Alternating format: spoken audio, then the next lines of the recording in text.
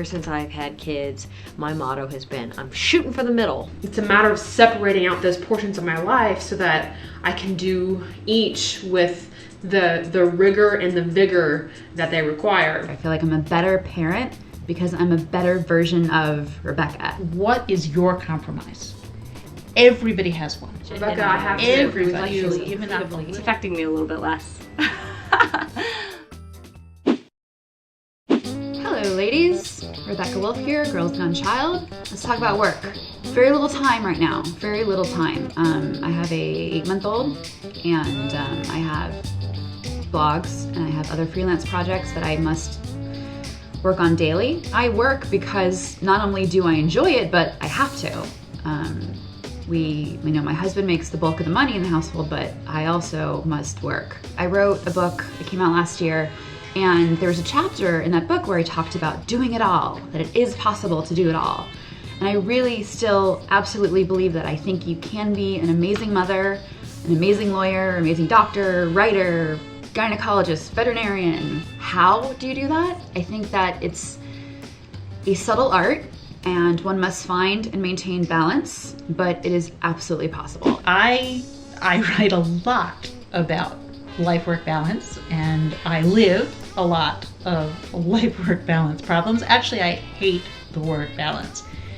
It sounds to me like that yoga thing, where you get in this contorted pretzel-like position and everyone else can do it and you can't, and you end up falling down. And I guess I like the word sanity better. If I can get through the day feeling like I haven't completely lost my mind, then it's been a good day. I handle this stress by separating out my life. I separate the work from the home life. And even though I work from home, I do this by really concentrating on working when I'm working, and then really concentrating on being with my kid when I'm with my kid. It's a matter of separating out those portions of my life so that I can do each with the rigor and the vigor that they require. I don't think that I would make a very nice stay-at-home mom. I'm totally in awe of the women who can sit down and play trucks for like 5 hours without a break. It makes me feel like bumping my head against a wall repeatedly. I need to have more intellectual stimulation to feel fulfilled. Work is what does that for me. To be a good mother, I need to write, I need to produce and create and feel like I am working towards something in my career. And I really feel like that helps me as a mother. I feel like I'm a better parent because I'm a better version of Rebecca. Oh my God, Rebecca, totally. I always feel like I'm a better mom if I work. If for no other reason, because it makes me like take a shower, put on makeup, and put on decent clothes.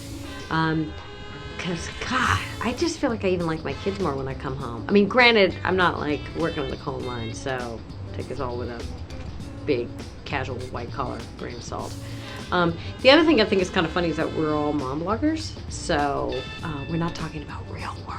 We're not talking about people who like get up at 6:30 and drive the kid to daycare and then go work a long shift and come back, and that's a whole other deal. Like to not have family in the area or anybody, any kind of daycare or anything. I mean, the idea of doing all the kids stuff and then having a full working day on top of that and all the house stuff too, I'm not cut out for that. I'm a wuss. I think that's basically what I'm saying in this video. I'm a wuss. I have to admit that I am scared out of my ever-loving mind to bring home a baby, a newborn, and try to work at the same time. I know I said before that I like to separate out my work from my home life.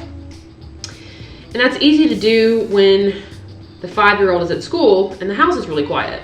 But when you have a newborn who is crying because her diaper is filled with poop, there's no ignoring that and continuing to write. I think it'll be really interesting to see how I navigate this obstacle course that is in front of me.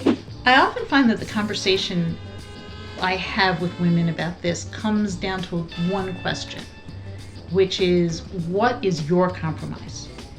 Everybody has one. everybody has given up a little of one thing in order to get a little more of the other. I mean, I say I'll never be executive editor of the New York Times. Now, I probably wouldn't have been executive editor of the New York Times anyway, but I made choices that made it impossible. But it got me to a place that I like, that I'm happy, that I feel, dare I say, balanced. Lisa, I totally know what you mean about making the compromises. Ever since I've had kids, my motto has been, I'm shooting for the middle. You know, I want to do something, but I'm not thinking like, I'm going to be a big star. I'm going to be really known. I'm going to write a great novel or whatever it is. You know what I mean? I'm just more like, just kind of want to have maybe a modicum of fame and attention and get some work done. Pay the bills.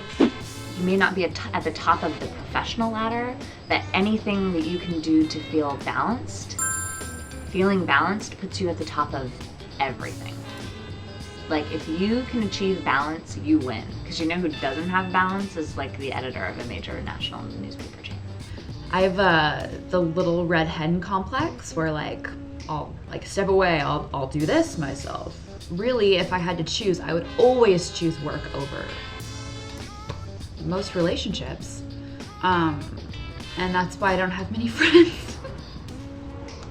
I don't think I have ever met anyone, male, female, well, with kids or without kids. I don't think I've ever met anyone who feels they do all of this perfectly. I don't think you can feel like you're doing it all perfectly. I don't think it's possible to do it all perfectly.